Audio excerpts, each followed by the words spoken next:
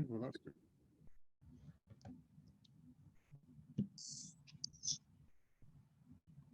Good morning. And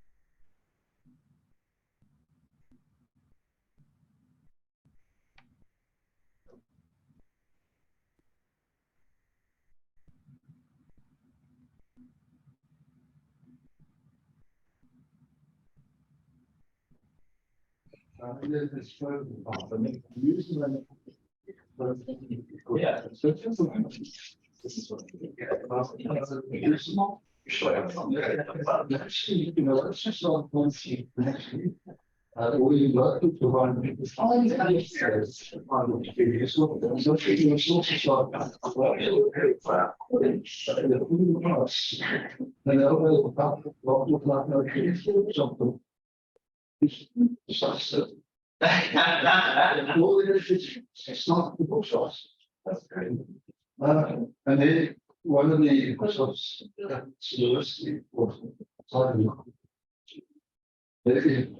Okay, we are waiting for the chair. I think if the chair is not here, the next 4 minutes, somebody from the panelists can take over so that we can continue. into global networks. Security is that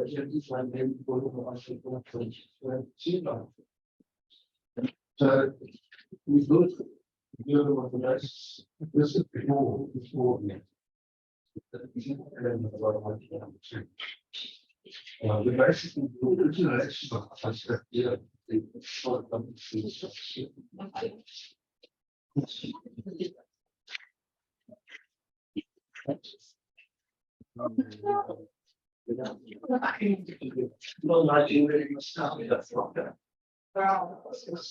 I'm covering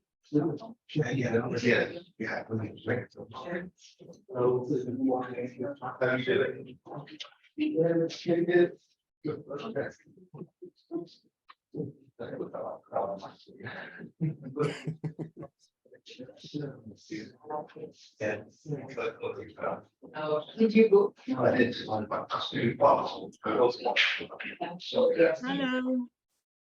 Do you think one of us should take over? Yes, yes. The chair is not around. You can just go.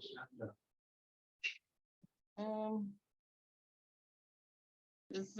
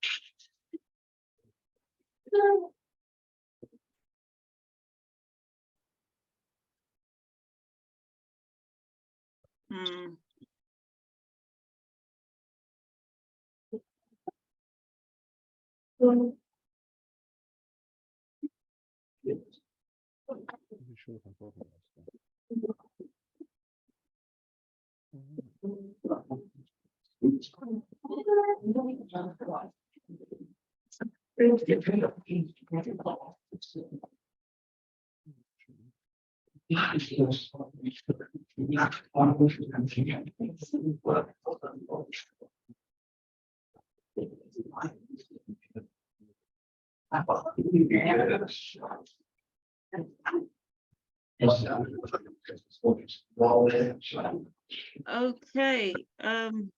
good afternoon. I've just received a message that one of us should take over and someone has asked me to. So my name's Fumi Adewale. I'm based in England. I'm a lecturer of dance studies at De Montfort University.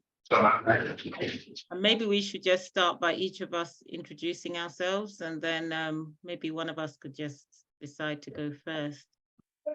So if you don't mind me nominating someone, Debo Adetula, would you please introduce yourself? Sure. Good morning to everyone. How's my audio? Am I audible? I can hear you really well. Excellent, excellent. Well, it's great to be here. Good morning again to everyone. I say good morning because I am dialing in from the East Coast of the United States. I'm based in New York City. And I'm here in the capacity of being a part of the Nigerian Nostalgia Project, a crowdsourced initiative that was founded by one of the co-panelists here this morning, Etim Ayo. I think NNP was started around 2010. Sounds really interesting and weird, you know, saying 2010 because that's more than a decade ago, but here we are. And it's been an excellent journey, reliving the past, connecting with Nigeria-related history. I say Nigeria-related history because it's a tapestry of picture collections from multiple people who hold Nigerian passports and folks who also do not hold Nigerian passports. And yeah, it's great to be here. And I guess with that, I'll hand it over to Etim. Okay, well, I think you did my introduction for me, and thank you very much. My name is Etim Ayo. I'm the founder of the Nigerian Nostalgia Project. I'm very honored to be here, and hopefully we'll be able to add some value to this discussion. And Nkiru, am I pronouncing your name correctly? Nkiru, we can't hear you.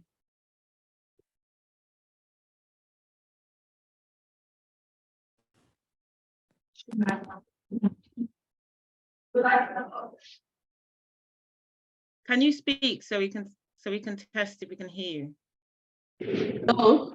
Yes, we can hear you now. Okay. Right. Yeah, Thank you. please introduce yourself. Hello. I am Nkiru Nwafo. I teach in Fine and Applied Arts Department at Nnamdi Azikiwe University, Awka. And one of the reasons why I am joining this conference is because of research that I'm doing on Nigerian nostalgia projects on Facebook from 1960 to 1980, and based on the grants that I received from AHP, African Humanities Program. And I hope that the audience will be able to assist me in making meaningful contributions as I walk through my research. Thank you. Thank you. Well, according to the information I got, we're supposed to take 12 minutes each in our presentations. So it was supposed to be Professor Aderinto going first, but he's not here. And the next person was supposed to be me. So maybe I should just start. I'll give myself a timer, but to make sure I stay on course. So I'll share my screen. I've got some PowerPoint. It's not very exciting, but it will keep me on course.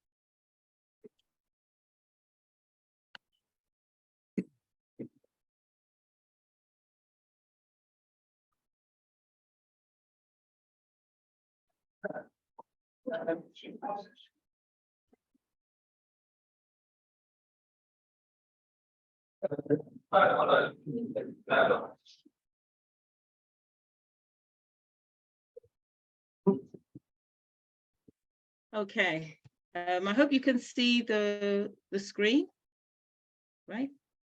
Okay, so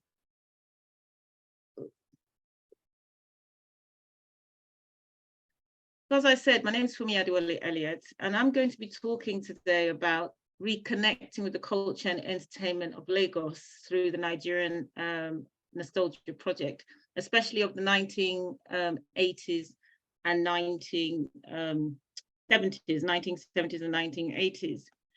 And I'm approaching the NNP as a digital public history project, and I want to really congratulate the founder and Debo, who also works for the project, for this amazing initiative, and which I've really enjoyed and has made a great difference to me. Being someone who's based in Britain, I still go home. I go to Nigeria quite often. I have family there, but without a project like this, I wouldn't have revisited many things that I grew up with. So public history seeks to dissolve the boundaries between professionals and the public and open up the past, enabling the public to play a role in the production and consumption of history. And this is what this project actually does. So members of the community who join the Facebook group, they upload photographs. Some of them are family photographs from albums, some are newspaper clippings, some are photographs they found in books. And each photograph, generates comments. And it's interesting how something as simple as a family photograph can actually trigger a political discussion, for example. And sometimes it can get heated, and one of the very able administrators will wade in and remind us that this is about nostalgia and fun, and let's calm down. So I'm going to be in this presentation reflecting on a selection of posts. And my reflexivity is coming from my position as an arts practitioner.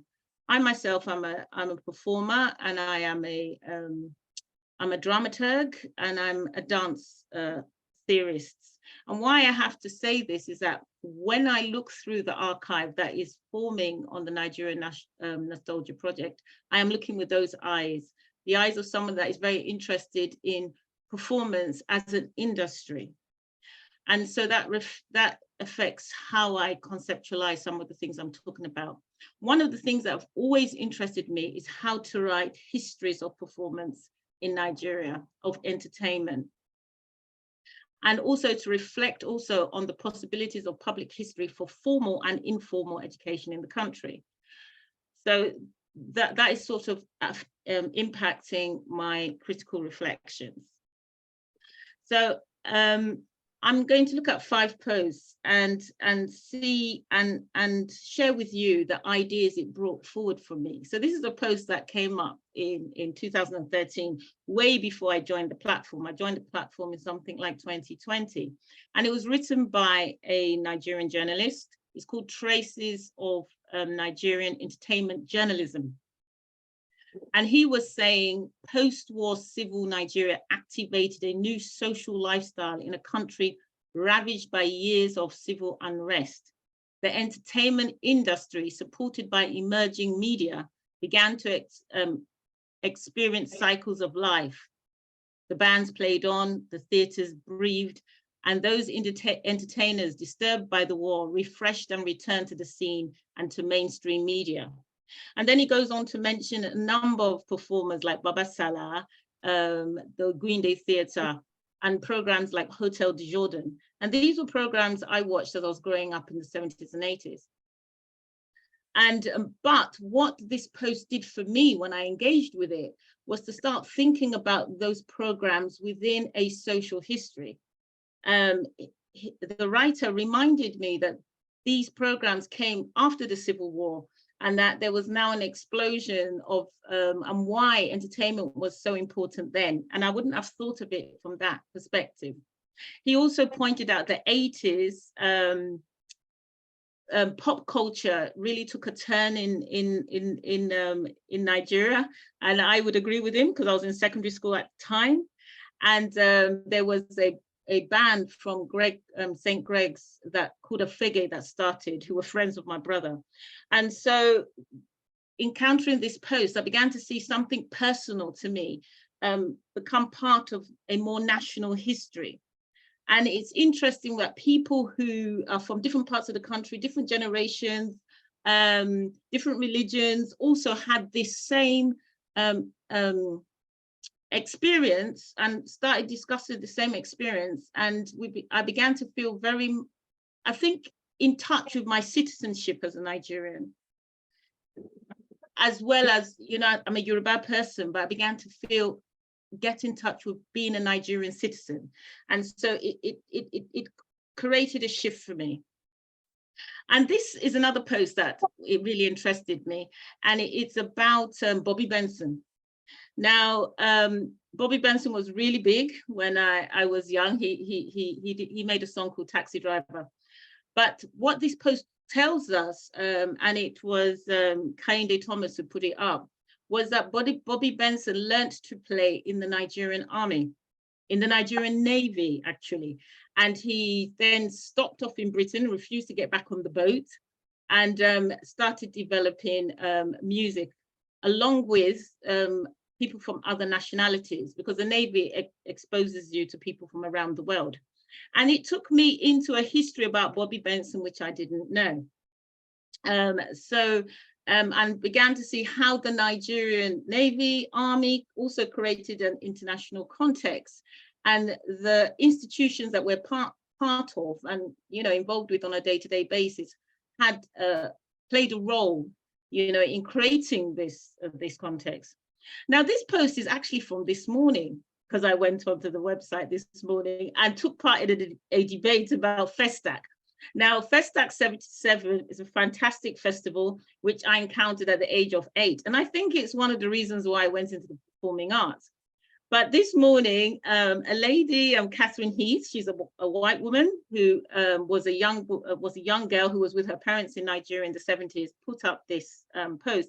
And as usual, it triggered a debate as to whether this festival was a waste of money or not. And I always join in, because I truly believe that Festac was fantastic. Could have been badly managed, money may have been wasted, but I did think it did some fantastic things. And this idea of, I mean, it's quite amazing how people will engage with the idea of Pan-Africanism. Why was this a waste of money? Why did people need to do this festival? Well, those are questions for another time, but it was it's always one that triggers debate. Now, this is a photograph of Peter Eagle. You see, my mother worked at the National Television Authority, so I would sometimes meet him in the canteen there. But he was the producer of so many Nigerian TV programs, Cockcrow at Dawn, New Masquerade programs, you know. And from this website and comments of people, I began to find out even more about him. One thing that I found out was that he was given an award by a film association in 2006. And I wondered to myself, why not a television association? Why a film? Since he was a TV producer. And I think it made me feel that we don't pay much attention in scholarship to television. Television is more immediate than film. Reporters in television, they cover the day-to-day things. The soap operas respond to current trends, and it forms a common language. Everybody goes to work and say, "Did you see Village Headmaster last week?" And yet I don't think we've made enough of our TV history. And I will skip through this quickly. This is Akota magazine, which I found out through, I read it when I looked at the pictures because my Yoruba was not good enough to read it. But I found out from the website that Akota the idea came from Yoruba Ronu by Herbert Ogunde. He published that, and then other people began to publish photoplay. So this is Village Headmaster. I think what I learned through the website, through the Nigerian Nostalgia Project, was that Village Headmaster was a radio program for 10 years before it became a TV program. And then it was the longest running TV program from 1968 to 1988. So I've told you some of the reflections that have come up for me and some of the information I've gained from looking at the website. And I'll tell you what my findings are through my reflections. Good, that tells me I have 2 minutes more. It tells me that we need to develop discourses around innovation and creativity. A lot of the discourses in the arts and the humanities, especially art making, and as a choreographer and dancer and theatre, is about how does this artistic product tell us about pre-colonial Africa? How does it represent our roots? I think this is important, but so is it important to say, how are people innovating and creating, and why do they do so? The reason why we're always pitting our discourse against the West, we had a civilization before colonialism. I feel our ancestors have done that and they've done it well. We can move on to other points as well. Why are people innovating? Another thing is, I think it's important we start producing institutional histories about the institutions that we have now as a result of colonialism. Almost every modern institution, universities, the hospitals, civil services, primary schools, secondary schools, the federal government, these ideas, they came from Europe, but we've adapted them and we've used them. We've created new ideas about them. We own them, and we have histories of use and of what we've done with them, just like we have of television and of magazine publishing. We do not write those histories, and in those histories is information about how we can keep developing those industries, but they're histories of ownership. Another thing is that it has caused me to reflect on what public history has allowed me to reflect on what citizenship is in Nigeria and what it can be. And this is a great debate in African studies. What is citizenship? Is it a foreign concept? Does it apply? Yes, it does. And I am seeing it in action here. And also this idea that because a concept was first theorized in Europe, we can't own it, is not true. We have our discourses on it, and our discourses should inform our definitions and not let the definition from somewhere inform our discourse. Well, I can't really talk about that in depth here. And lastly, these public history project is giving us the opportunity to create a new arts curriculum or develop the arts curriculum in Nigeria. Do we do courses around these subjects? Not always from my recent interactions. I'm sure in some places there are, but not enough. I hardly see a book. We had, for example, we had 17 national dance companies in Africa, at least 17. I've only read books on 2, for example. So we don't really write about this. And it can help us develop a history in relation to notions of colonial citizenship.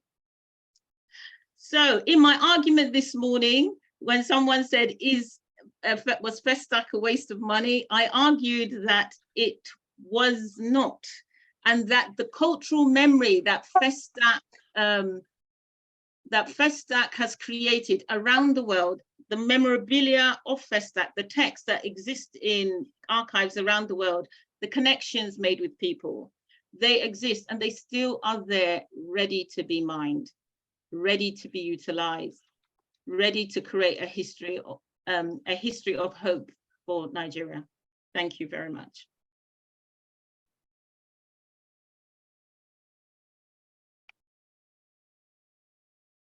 Okay, thank you very much. And yeah, thank you. Yeah, I think maybe we'll take questions at the end. So, or do you think that's okay? And we just go on to the next person? Yeah, I think we should probably just take questions at the end. Yeah, we'll take questions on the end. Who'd like to go next? If I go according to the sheet of paper I have, it should be Nkiru. Okay.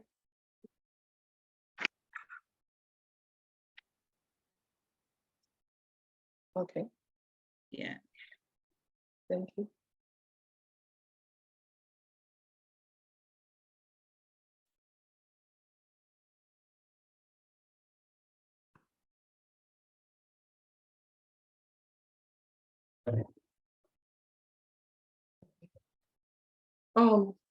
And this paper, I'm looking at archives from below, a new Nigerian narrative a new Nigerian identity from the photo archives of NMP 1960s to 1980s Facebook group. As I stated in my abstract, the paper examines how photographs from mostly family albums shared on the page constitutes meanings of nation with new meanings of nation. I also explore how the unconventional kinds of history these images capture, which are outside of official narratives, could constitute archives from below. I analyze the formal contextual and textual elements that make up these photographs and undertake this research as an intersection of visual history, art history, theories of the nation, and social media. I'm going to just go straight to where my paper would center on, which is on selected photographs, screenshots from the hashtag in an NMP page. There are hashtag topics where you have colonial Lagos, the ones on cars, focusing on several themes, but my focus is on personal collections, which depicts everyday realities in Nigeria from the 50s to the 80s. And I examine how a social network space like NMP enables an imagined new nation to continuously emerge out of the dynamics of every day. Okay, now talking about archives as documents of control. I will look at an image, and I have to say that the image has no, it's just the photo I screenshot. It has no captions yet because I am still working on this research and I still have interviews to do. So it's in these three images, it shows a lady, member of NMP, who shares photographs from her family album from the early 70s, after the Biafran Civil War.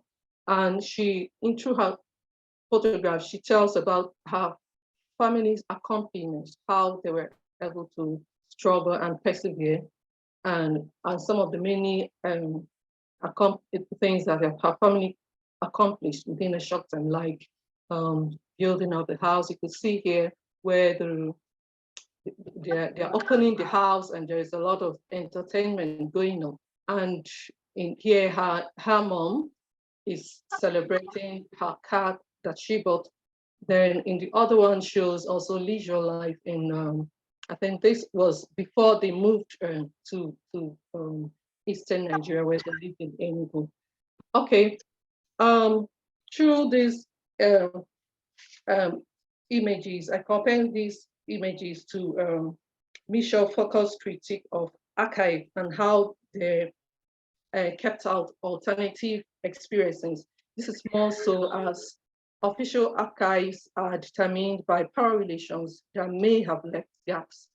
And also in following Geoffrey Bacham's critique of formalist art historical methods in the context of vernacular photographs, examine these photographs as a way of expanding an understanding of history to, in quotes, what history has chosen to repress. I argue that these photographs may constitute archives from below. Okay, in the next images, it's talking about imagining the nation.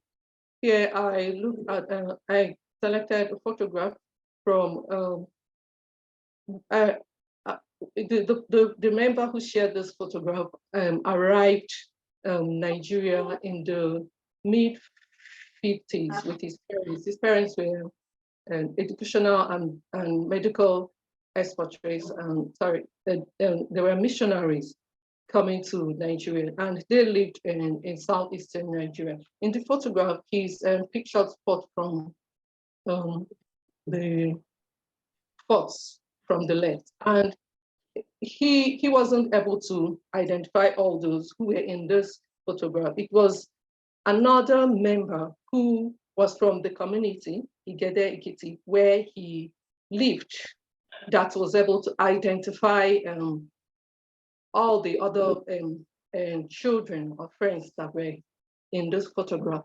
And in quotes, the member, another member now said, in quote, "It is surreal that you live in America and I in Nigeria, but we both discussed the two cell towers in a little of the beating track town in America." And also the person who shared it, I remember, also considers Ikede Ekiti to be his hometown. And in a compelling narrative with Benedict Anderson in Imagined Community, the individuals may not them mates, yet they share personal photographs from their different locations and collectively construct and imagine the nation. In NMP, individuals may make and remake connections between the local, the national, and the global, between the mundane and the extraordinary. Okay, now going to photography in the making of Nigeria from the colonial to the 1980s. Researchers have already shown that African practitioners operated along the coast of West Africa and in the region marked by cultural interaction and exchange, and that their productions showed diverse representations of the continent's histories, traditions, and collective memories, and may also contest some of the colonial constructs of Africa. And also, by the end of the Second World War, many of the African photographers were more centered on showing images or depicting images that supported the African colonialist decolonial ideologies.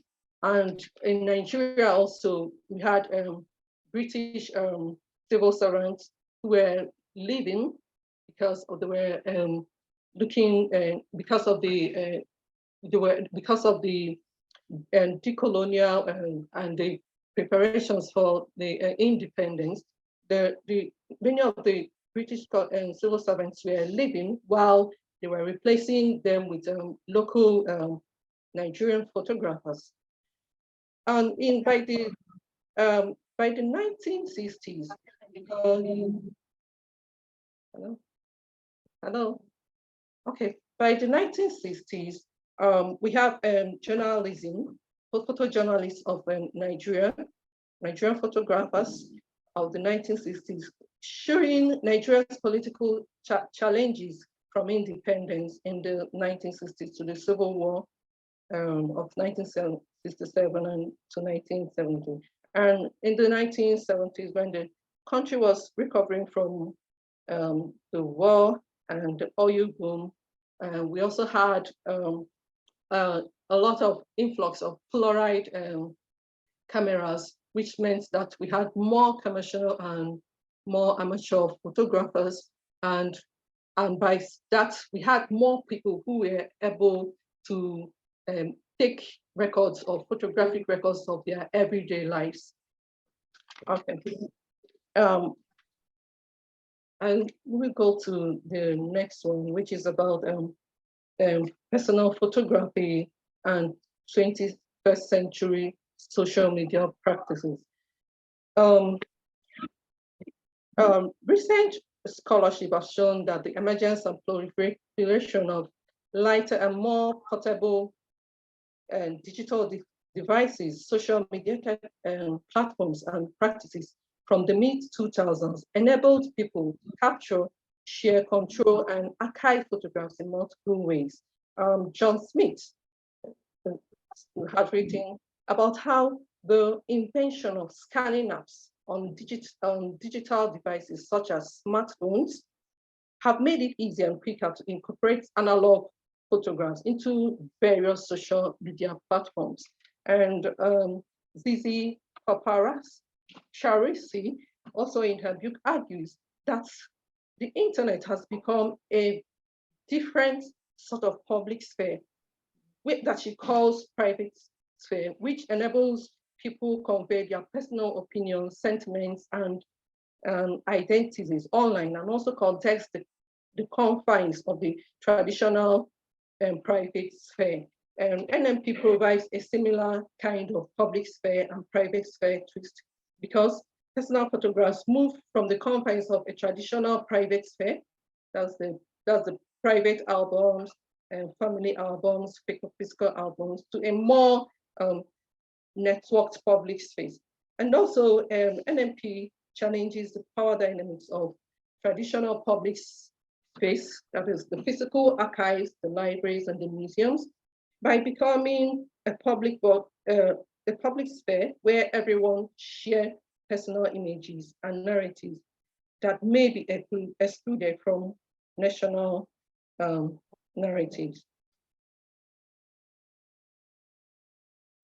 Countering stereotypes through the NMP 1960s to 1980s Facebook group, figure 5 and 6. In this two other photographs that I'm going to share now, the member, the lady, she shared it, was about her mother who, about her mother who was, she talked more about how her mother had the kind of education she had. She was really highly educated and had occupied very important positions in the civil service, even working as a commissioner of education in northern Nigeria. And in some of those pictures, the first picture is her mother and this her mother and her friends. This is this image was captured in the 70s, and from looking at the photograph, it's the fashion itself kind of like gives you a cosmopolitan feel of the kind of dressing that was worn by women in Nigeria within that period, and it cuts across. Hello. And it cuts across the various regions.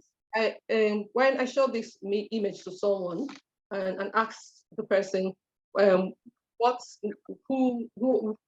are the kinds of people? Where in Nigeria do you think the people who wore these dressings are from? And he said, either Edo, and I laughed because these were northern women, and these were all, from her description of them, they're all intelligent and proud and confident women whose work and their effort shows that they tried to refute the stereotype of northern women as being passive and lacking agency. And with this, she tries to show that the women that construct is flawed. That there are not one single story about northern women in Nigeria. In the other photograph, she pictures her mother in a photograph, and the others are all men. This was her mother. This actually in the 80s, but I took this picture because of how pungent the image was. Even in some of the comments that sorry, okay, I may not have much time, but some of them were, the commenters were saying that that she is a boss of men, in quotes, or I've been trying to show that how much she has been able to accomplish as a woman, and thus by putting these photographs in NMP page, she's able to construct those notions. Okay, in conclusion, I would say that the NMP personal photographs, your members share photographs that depict everyday realities from mainstream archives may ignore. The paper shows how individuals perpetrate multiple perspectives to the imagining of the nation. The paper has shown how personal photographs can counter stereotypes when they enter the public sphere of social media. And the paper also argues that personal photographs shared on NMP are archives from below that may counter dominant narratives in Nigeria's post-colonial realities. Thank you. Thank you. I'm still working on it. Yeah. Thank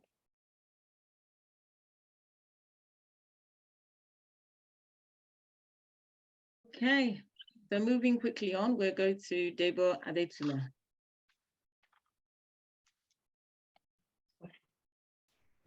Hi, folks. So I'm actually going to pass this on to Etim.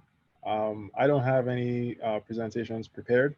I'm just here more in providing perspectives, providing my opinions, or answering any questions. So Etim, if you have a presentation, please go ahead.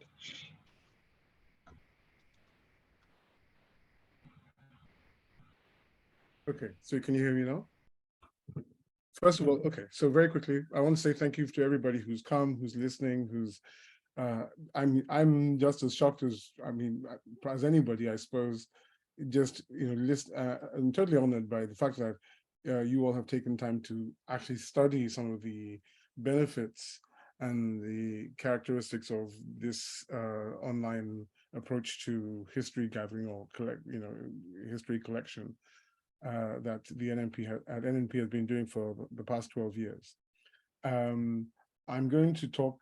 I didn't prepare anything myself, but I do have some slides which I will share with you and talk about those the information I have in the context of the subject matter, which is digital histories, digital history in the 21st century, which is, I think that was the topic. I'll get it right. Digital history of Nigeria in the 21st century. So let's see, where do I begin? I'm going to begin with this slide. I'm going to ask you and the share screen. There we go. Share screen.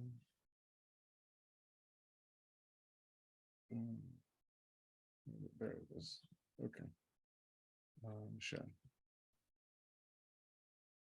Okay. And of course, you may wonder why. And this, well, let's see. Let's go here. This is an image of Marie Antoinette, as some people may know or may not know.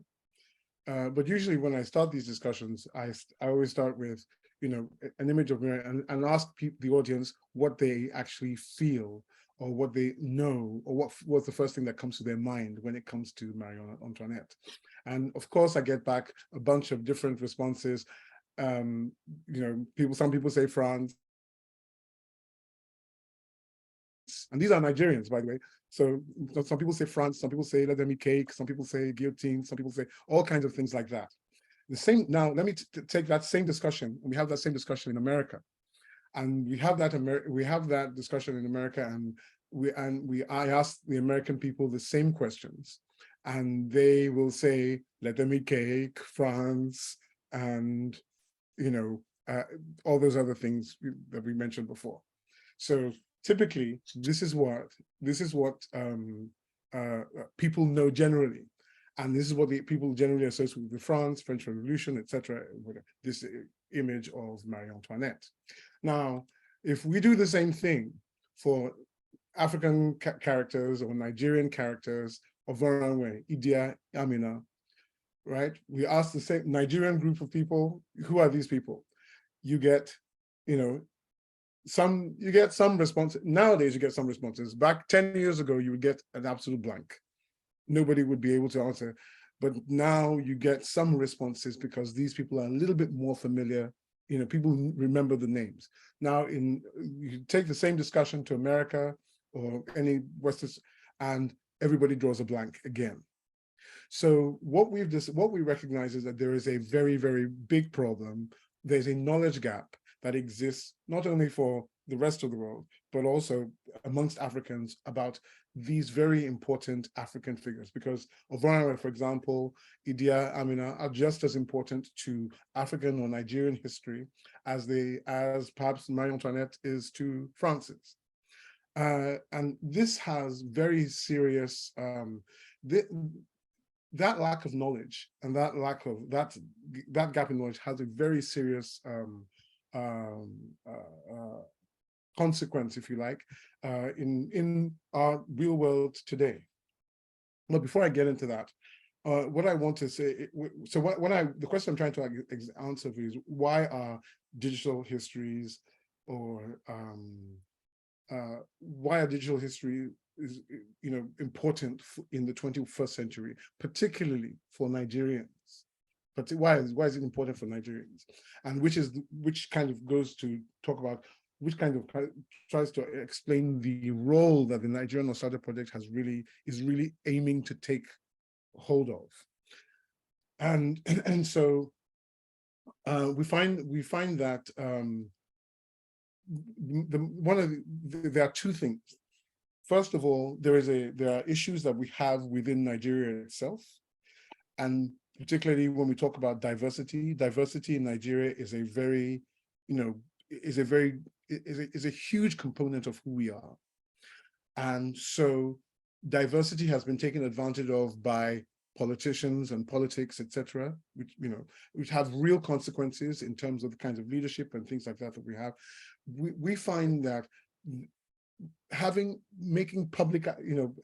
giving public access to this information, to historical information, getting the public involved in it through the internet and using online, technology, whatever is available, to educate really a massive group of people, so that you change the collective discussion, so that you impact the collective discussion, you change and thereby the narrative, so that the people have some say, and so that you don't actually have to have had a degree in history, for example, to be able to ask your politicians, your leaders, the right questions, because you have access to the information which is important about your identity, about your history, about how you got here in the first place.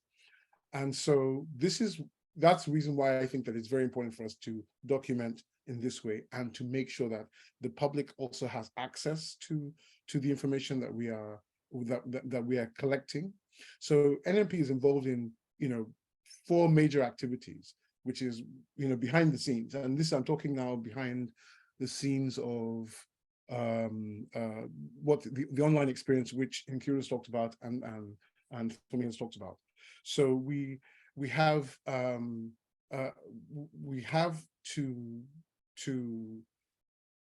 involved in 4 activities and 4 main activities, which is collection, categorization of data, reformatting of data, and distribution of data.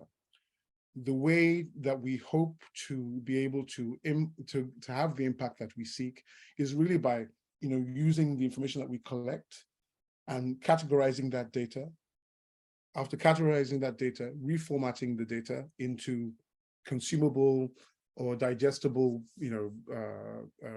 film, short clips, influencer videos, that sort of thing, long documentaries, even period film, every kind of media that's out there, podcasts, etc., and to turn those and to make those the distribution channels for the information that we are collecting, so that it's not just sitting in doing what history has done, typically set in a book somewhere, and if you don't open the book, you don't go to a library, you don't get to see any of this. So we want to promote this information and then distribute that information. Same thing via whatever means are out there: social media, film, cinema, entertainment, education, etc. And to go back to answer the question of why was it important, I want to bring up I want to kind of paint for you another scenario. Two people, a Frenchman and a Nigerian man, walk into a bank in, say, New York City, and they both have wonderful projects that they've done business plans for, they've done they've done business plans for, and their figures are wonderful, and they're all going to make money, and they want a loan from this bank. You go in and you talk to your American banker. He likes both ideas, but he has a finite amount of money. The question is, who's he going to go with? He's going to have to make a decision. Who do I give the money to? He's going to give the money to the person whom he trusts. And so so maybe he'll, give the money to the Frenchman. Why would he do that? I think likely the scenario that he will give the money to the Frenchman because he thinks he knows the Frenchman, because he knows Marie Antoinette, he knows Let Them Eat Cake, he knows France, he knows guillotine, he knows where to find this Frenchman. But the African person or the Nigerian man who walks in with his brilliant idea, he doesn't know. He has no information about him. He doesn't know that the man has contributed, who his ancestors are, his family are. He doesn't have any idea. And so he is not in a position to make a decision, to take that risk and make a decision. So this is, it's a theory, this is a hypothetical situation, but you understand I'm generalizing. That plays into how Africans or Nigerians are able to thrive. When we don't know ourselves, it's very, very important. The effects of that and the consequences of that are quite serious for us. They prevent us from, thriving and, our well-being and all kinds of things, and all of our ideas that we could have, which are just as fantastic as anybody's, from actualization. So there are so many impediments, and we always look like we're not doing well enough. But anyway, that's just a kind of trying to bring the importance of having, history documented, and having people have easy access to the information as they, and what benefit that creates for their lives. So we've kind of adopted this a two-pronged mission, if you like. Part of our mission, obviously, is to help Nigerians make better decisions, or to become part of the conversation about themselves within their own context, and that is represented in political discussions and political dynamics and voting and democracy and all that sort of thing. When you have a knowledgeable electorate, they can make better decisions about who their leaders are. It's as simple as that. And we want to be able to be in that space where we're actually giving them the opportunity to, to access and to own this information for themselves. So every single photo that is collected on NMP, on Facebook or Instagram or wherever we collect photographs, or from institutions, or people sending me boxes of photos, that's also is very useful, and we will put that to good use that way. Our focus is really on a global perspective. What is the importance of the Nigerian Nostalgia Project? Nigeria has, another practical example is we've seen for example, in the past few years, that Nigeria's profile, because of its music, because of its pop music and its, I guess, jollof rice is very, very important around the world these days. And, the information about that has gotten out. And so the profile of Nigeria is seemingly on the rise. And I am in Washington, D.C. I live in a country with, huge African-American population, of which, we've now determined that 60% have Nigerian DNA of some kind. So you have groups of people around the world, people in Brazil, Cuba, Puerto Rico, Colombia, who all are of some kind of Nigerian affiliation. And doing DNA tests these days is very big business. So people do DNA tests and find out that they're 43% Nigerian, not to mention any names. And then and when you find that out, the next thing for you to do is to you find out you're 43% Nigerian, but then you have to substantiate that. What does it mean? Who are the players? So we have we see that we have a responsibility, not just to a Nigerian company, but to the entire world, to bring Nigerian stories, to bring Nigerian history, to bring Nigerian identity, to turn it into a positive experience. So we've kind of like categorized it as African cultural literacy. And really that's because of for financial purposes, because sometimes people who give money don't give money to, we still have a problem. People don't give money to Nigeria specifically or only. They will give money to African causes, but not because they feel like they're being unfair to the other 51 countries or something. It's a very weird international dynamic. But African cultural literacy, or Nigerian culture, if you like, what we think builds familiarity, trust, and confidence in African identity, in Nigerian identity.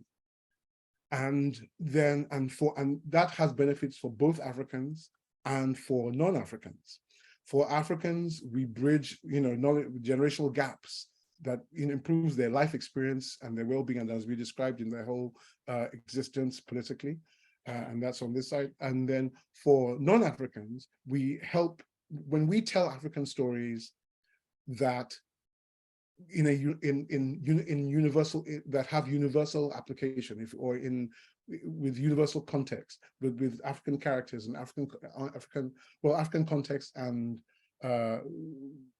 we tell what I call universal stories.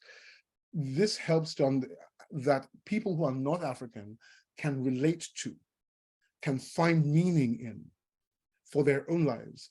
That helps to remove over time, I think, or at least erode on things like unconscious bias, systemic racism, and establish negative media narratives, which are all things which the Western world is dealing with when it comes to African people, Black people, whatever we like to call them.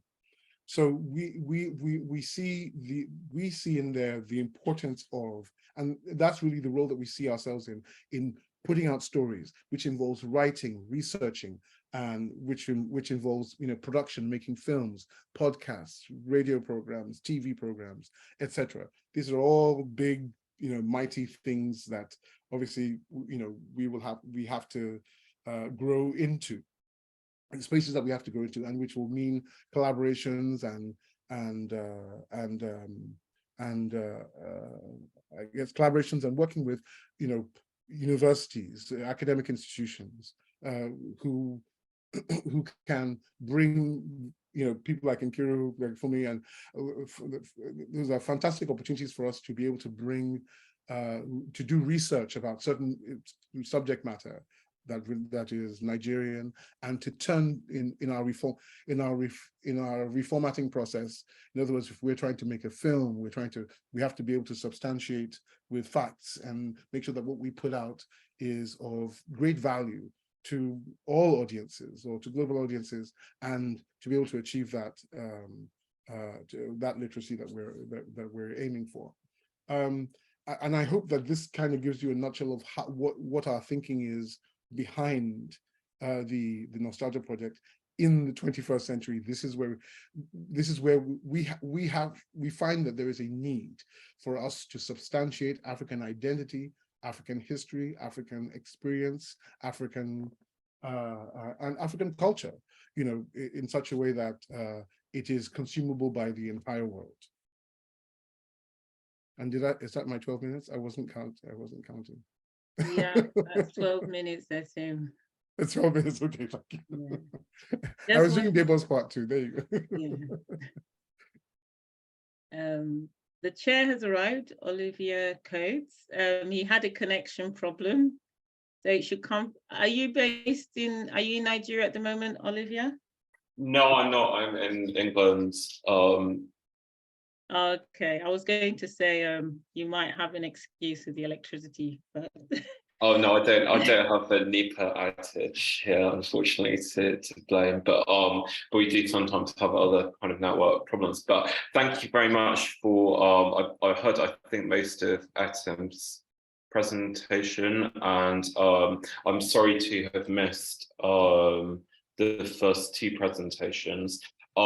So if we want to go now into the question and answer section of the panel, so we have an online audience who can add questions in the Q&A function, and we have an in-person audience, which I'm going to try and maximize on my screen. So if someone wants to ask a question, can you chat or to raise your hand, please? Yes, the lady sitting on the front row, please. Oh, we can't hear you for some reason.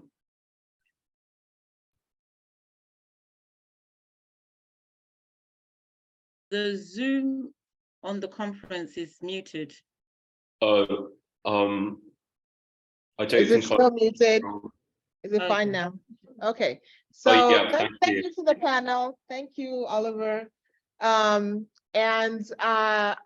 think I would just kind of like to get a thank you, Etim, for your discussion of the why and your future plans for Nigerian Nostalgia Project. I'm interested to know a bit about how it all got started 12 years ago, why, what the thinking was. And since the future plans seem to have a bit more expenses associated with them and a paywall possibly, what impact you think the fact that Facebook is a freely accessible site played in the growth of the Nigerian Nostalgia Project, and what the impact will be going forward if people have to pay? Okay. Oh, I think there's 3 questions there. I'll try to answer them in some order. So you asked a question about okay, what impact does Facebook did Facebook have, and what will it have going forward? That's the 3rd question. You asked a question about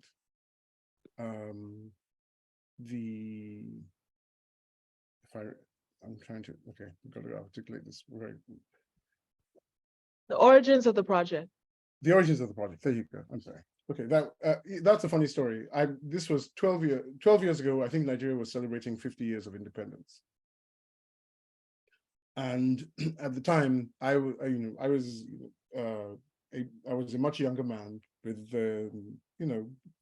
my outlook was Nigeria is what it was. I was living a life in Washington D.C. and not caring much about whatever happened in Nigeria because it didn't concern me. But then I was invited to a I think it was some sort of pre-celebration, pre-something at the Smithsonian Museum in Washington D.C. By a friend who said I should attend. And on the way back, and I said I wouldn't go. I said I think it was supposed to be attended by the president's wife at the time. I think it was Yaradua or someone.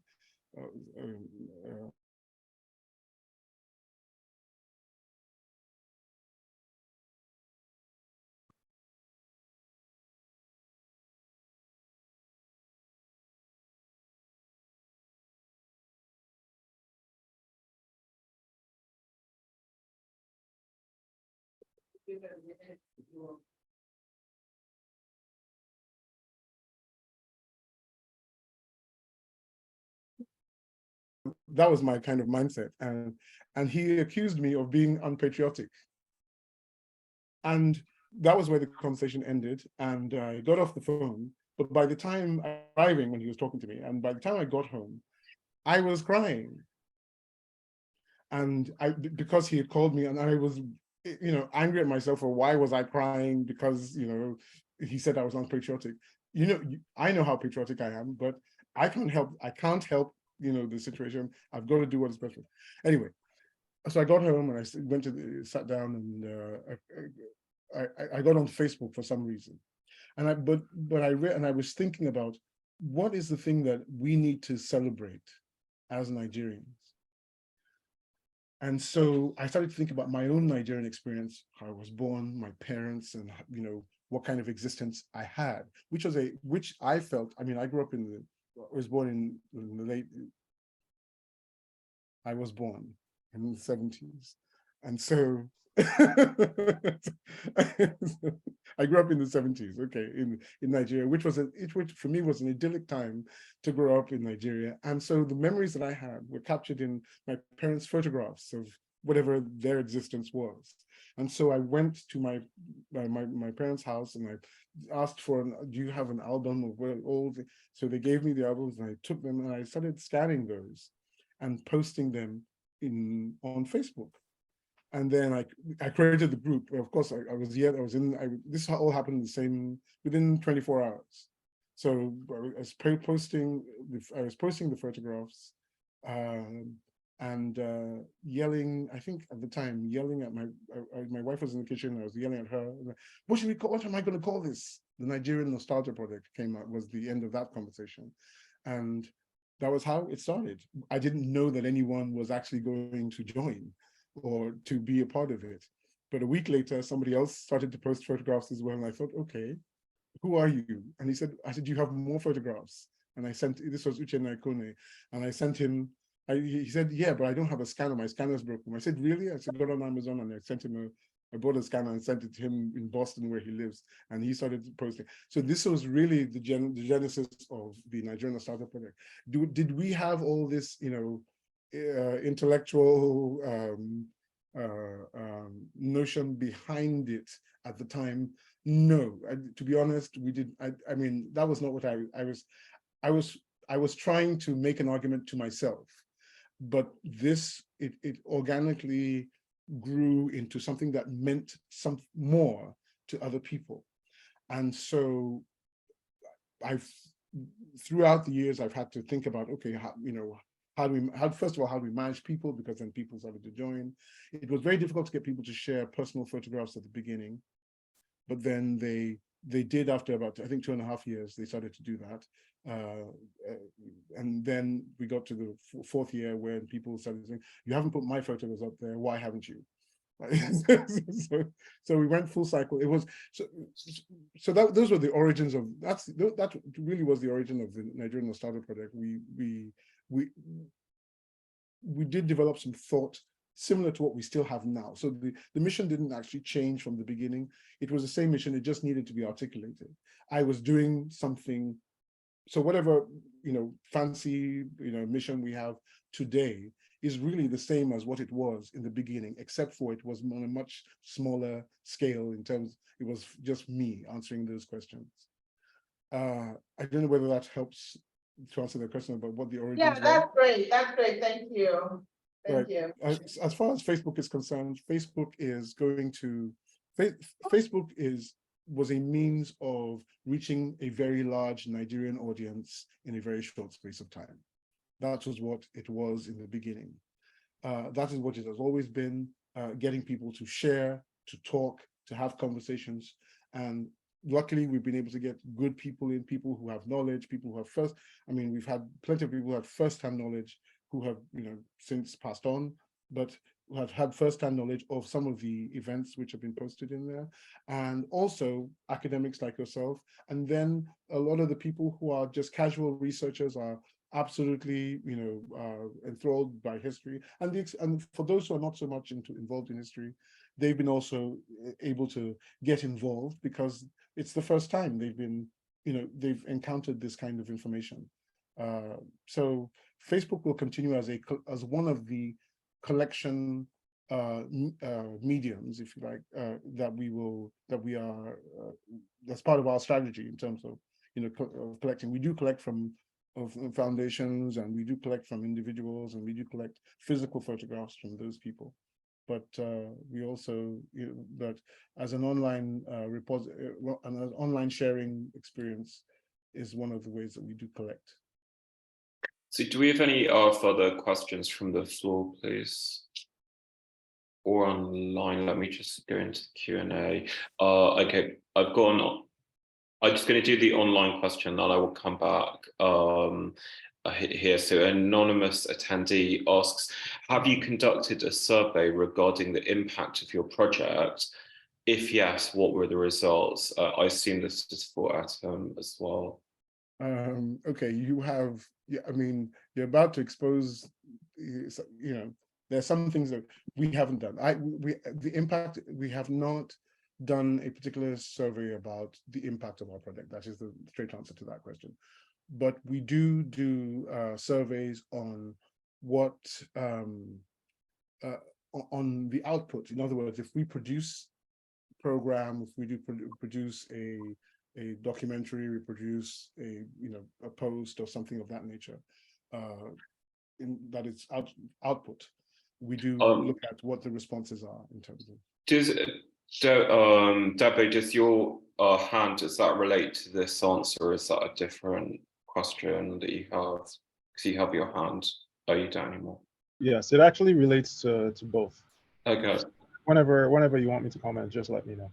Yeah, that you can answer either question now, then I'll move to the next question. Okay. All right. So with respect to have we conducted a survey, as Asim said, there is no scientific survey we have conducted, but anecdotally, we know that at certain points in time, we could clearly see the impact of what NNP had on the larger community. First instance is during COVID lockdown. Everyone was at home. We saw a huge jump in membership and participation. NNP became the village center, if you will, for entertainment, for people telling stories, because we were all at home because of COVID. We saw, an upsurge in personal pictures and, personal stories. And in fact, during that time, a lot of folks within the diaspora in the United Kingdom, if I recall accurately, it went through this thing called, I forget the exact term, Etim, help me. It was where Nigerian parents or young Nigerian couples in England, fostering, yes, is the term. No, fostering, right. Yes.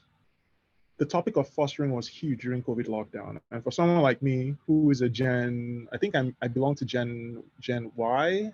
I was born in, yeah, I was born in the late 1970s into the 80s. I was not aware of what fostering was. But then I learned that Nigerian parents in the United Kingdom would have their kids stay with couples in the UK. And it was a huge thing. I didn't know about it. So I'm sure Etim can provide more color there. So that's my first comment with respect to the question about the impact of NNP. Now to the origins of NNP. I know Etim is going to be embarrassed, but I like to say that the apple does not fall far from the tree. So I think a lot of Etim's inputs also has to do with his own personal experience. And by that, I mean Etim's father was the curator of the Nigerian Museum.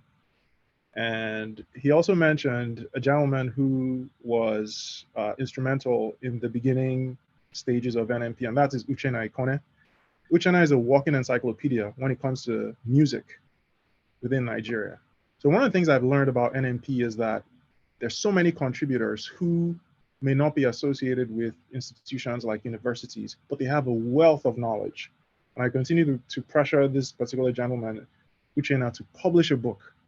There's so many people who have so much information, and that information just needs to be documented. And I tell people, I'm like, just get a recorder and just start talking. If typing, onto a computer is too much work, fine. Just get a recorder and just start narrating and just provide it to NNP.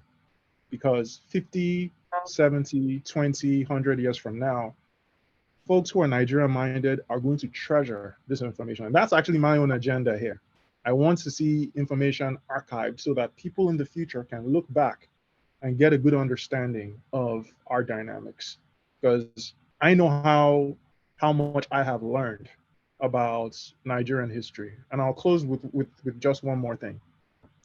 I think the history of slave trade is something that has been the most, I would say it's the subject that has educated me the most within the Nigerian Nostalgia Project, because growing up in elementary school, they just glossed on these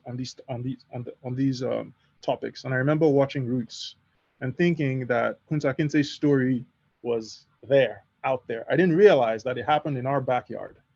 And it wasn't until, I came to America for my undergraduate studies, I started to do some personal research. And I was like, oh, really? So a lot of these things actually happened. So through NMP, I've been able to connect a lot of dots and to just get better insight into Nigeria's history. So that's my contribution to both questions. Thank you very much. Can I take the question from the floor, please? Thank you. Yeah. Hello, thank you very much for really exciting and interesting presentations. I have two questions, if I may. So one is, I have to admit, during the presentations, I've been scrolling through the Instagram accounts of the Nigerian Nostalgia Project. And I was wondering about the genres of pictures that form part of this collection. So I only had a snapshot into it, and what I've seen, it's sort of snapshots, it's sort of event pictures, it's a bit promotional pictures of individuals. But then I was thinking of work that is focusing on portrait pictures or like photographic studios. So I was wondering how these kinds of images form part of the collection in one sense. And then I would have a second question. So thinking about different genres of pictures or how you would classify the different kinds of pictures that come together. And then I have a question for Fumi, if I may. I really enjoyed your presentation and sort of how you fleshed out this moment after the war and the dynamics of it, and also how you encouraged us to think about turning the discussion to innovation and creativity in a moment, and sort of bringing those 2 points together. I was wondering how important the temporalities in this context, not just in terms of the how of innovation, of creativity, but also the moments in which this is possible and perhaps not. Thank you. Sorry, can I just take these two questions and then can you answer them together, because we're running short on time. Thanks. So should I ask my question now? Please, okay. yeah. Well, thank you so much to all the presenters. I have a question about the copyrights of the pictures that you're putting, the question of storage and of, attributing the ownership to them, because I'm sure that like people might share, willingly some pictures of their families, but of course there's the question of reusing them. You spoke about publishing a book, maybe even on Facebook and on Instagram, there's a lot of, questions about the ownership and reuses of these pictures. So on the one hand, how do we, promote and share this heritage, but at the same time, how do we protect the rightful owners, and how do we make sure that, people might not use this to, I don't know, maybe like an editor could publish a book by themselves. Thanks. Did you have a question as well, Episode? Yes, my last question is for Nkiruka. Thank you for your presentation. And I noted that you said that the images, the family photographs were helping, well, one of their impacts was to kind of complicate images, stereotypes about Nigerians in different parts of the country, like women in the North, etc. And my general impression is that the stereotypes about diverse Nigerians are probably more strongly held within Nigeria than within the Nigerian diaspora. That might just be impressionistic. So, so in that regard, the idea of like the strength of stereotypes, I would want to like distinguish between how they're held within the country and then how they're held in the diaspora. And then given that, the question is like, where, to the extent that what's being shared on NNP is having a disrupting impact on the stereotyping behavior. Where is that disruption happening? I mean, is the impact happening within Nigeria actually, or is Nigerian Nostalgia Project mainly a diaspora space that really doesn't have a huge as big of a stereotyping problem?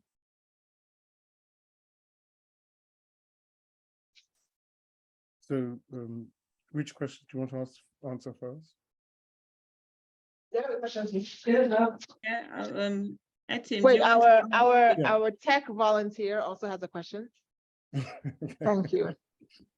My question is to Nkiruka.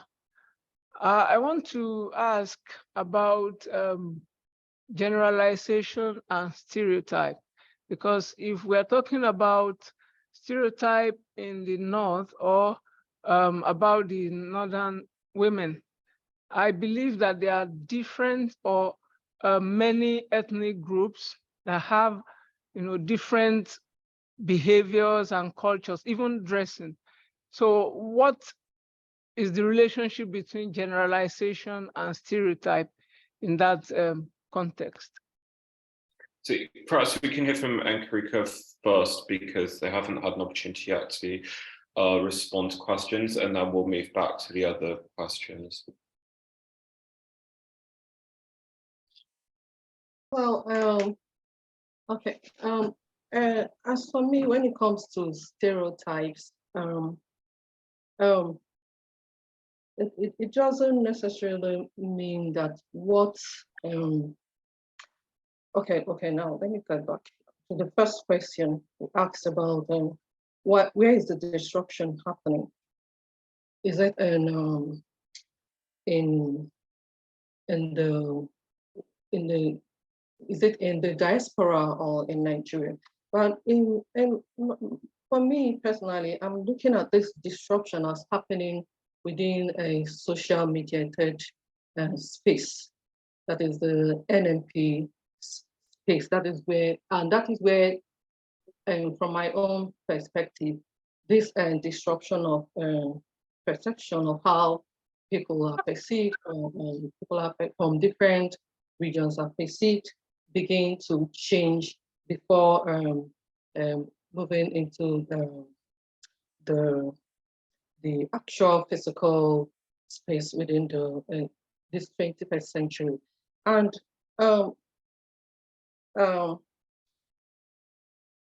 I also, for the idea of generalizations and stereotypes, I think my focus is on posts, what's the kind of images that were posted, you understand? And then the accompanying narratives, how the individual, the member who posted the photograph tells his or her stories, and the kinds of responses that we get from other members who also respond or comment and create conversations and gender conversations about these issues. So I try to keep it within that space, because taking it outside to the physical, to the physical world, maybe whether it's in global or Nigeria, could I don't think that will really help my research. Yeah. Thank you.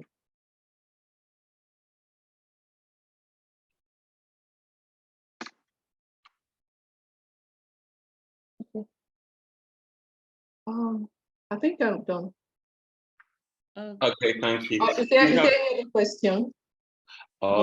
Something's gone wrong with our camera actually, because I can't see the room apart from like a tracking shot of different people. Yeah, that's good. Thank you. I think those are the questions. Were there some questions from the previous round for Etim about nostalgia projects? There was a question about types of photograph. Oh yeah, would you like to take that one? Etim, you're on mute. Sorry about that. Okay, so the question really was about licensing and photographs. In other words, what were the protections that were available to the posters of these photographs? Well, when the fact of the matter is that when you we have a kind of caveat, if you like, that once you post a photograph within the Nigerian Nostalgia Project, you're automatically allowing the project to use it for educational purposes. Now, if we get into some kind of commercial, profitable arrangement and want to use your photograph, we will contact you. And we document the sources of the photographs. In other words, if we document you, the poster, and we document the source of your post. So in other words, if you're posting a photo that belongs to the BBC, we will, that information is supposed to be included with your post. If it's not included, we will then, do an investigation at the point when we need the photograph, or if we wish to use the photograph. We'll do an investigation, you will be contacted, and what's happened over the years is that a lot more information has surfaced about who owns which photograph. In the beginning, of course, it was a little bit of obscurity because we didn't know, and nobody else knew. But over time, we know the sources. We've come to know at least the majority of the photographs, the sources of those photographs, which institutions they belong to, and if they're personal family photographs, then we document that. And obviously, we're not always 100% sure. But I think the lady was referring to Instagram posts and what's on Instagram. There is we make people aware that when you share, everything that's on Instagram is shared by us, and it's brought from Facebook to Instagram because Instagram is an outreach kind of thing. So everything that we post that is posted within the Nostalgia Project on Facebook we document the source, and so we just apply those same sources. So if we get any questions about the source of a photograph that's posted on Instagram, for example, we're able to trace back, and we're able to do a follow back and find out, and if anybody claims to own the photograph. But the last point I'll make about that also is that, on the internet, NMP doesn't places a much lesser premium on photographs, if you like, than the public might think. So our investment is not in the photos. Our investment is in the stories. So if you look on Instagram, for example, we may use a photo to talk, a general photo to talk about a range of issues, or we'll write a story to accompany that photograph. They may be referential in a way, but not necessarily be the photograph that is associated, we're not necessarily talking about that photograph, because anybody can, on the internet, people steal our photographs all the time. And anybody can post photographs. You have some photographs at home, you can post them on the internet. Yeah. Okay. I think we are out of time officially, according to LSA conference organisers. So thank you very much to all of the panelists for our contribution. I'm sorry I couldn't make the first two papers, and thank you very much to the attendees. Sorry. Can we take a minute just to get the last response? Yeah, that's fine. We can try, but I don't know if they will automatically stop the Zoom. But go for it if you've got. Okay. I'll quickly try and answer the question. You talked, thank you very much for the question. You talked about writing histories that talk about innovation. I'll try and explain what I mean with an example. There's a Ghanaian dance, I believe it's Achebeko. I hope I've got the name right. It's there's a dance that it's a war dance. And this dance also includes French drills. So the Ghanaian people, they were creating a war dance of their own and included French drills, because I think the French army were also in the area. And so there's a lot of innovation in traditional dances. That's a traditional dance, for example. But when we talk about culture, we usually talk about it as something that's quite fixed. But when you engage with the Nigerian Nostalgia Project, you really see people innovate. You see how people live their lives, how they travel, how they take things on. You see what they do, how they change as a result of necessity or because they feel their situation needs something new. And I find that some cultural histories of Africa are stereotypical in the sense that, I'm not saying that a stereotype is sometimes true, you know. For example, pictures of Northern women, like the one in Kiru showed, usually always show them wearing a scarf that covers the neck and face and long sleeves. And this was a picture of women wearing short sleeve dresses, with a shorter scarf. And certain people in the north, you think all Northerners are Hausa, but they're not. When I lived in the north, I would say to somebody, "Are you Hausa?" And they'll tell me, "No, I'm Bachama or I'm Gembu or I'm Idoma." There's so many different groups of people, but usually the stereotype is that everybody in the north is Hausa, for example. And because one story gets out and that represents everything. And so people tend to write histories about Africa, and Africans, we tend to write histories about ourselves that suggest a sort of fixed idea, and other things happening are sort of kept out of the picture. So the project suggests that if we do more public history projects, especially within our university, we may be aware of the notion of creativity and innovation, because I think it has somehow been overlooked in our discourses, especially in our pedagogy. So that's what innovation means. Also, the art in Africa comes out of different contexts. And sometimes we think of, we don't historicize, we think everything comes from pre-colonial Africa, but we're developing things all the time. So it would be nice if there were histories with timelines, you know, and there's a lot of people with this knowledge, but they're not the people writing the books. I think that Debo has something to add also. Sure. So real quick, there was a question about the topicality and maybe. Oh, I think we might have been. Okay. I'm not sure. I've just got a blank screen for the room. Yeah, that's what it is. We've been cut off. Sorry about that. No worries. Thought No that worries. might happen. But thank you very much for answering all the questions so fully. And Asante, the Nostalgia Project is very exciting, and it's always really interesting to see the updates from Facebook about the different photos that you have on it. So I find it very helpful myself. So I think that's basically it, and it's up to us to leave manually. I don't know, the recording probably will stop as well. So I'm going to leave, but I think you'll have to leave separately as well. But thank you very much and have a good afternoon. Also. Thank you. Thank you. And nice to meet you, Debo. Nice to meet you. Likewise. And in Good to see you in Kiruka. Kiruka.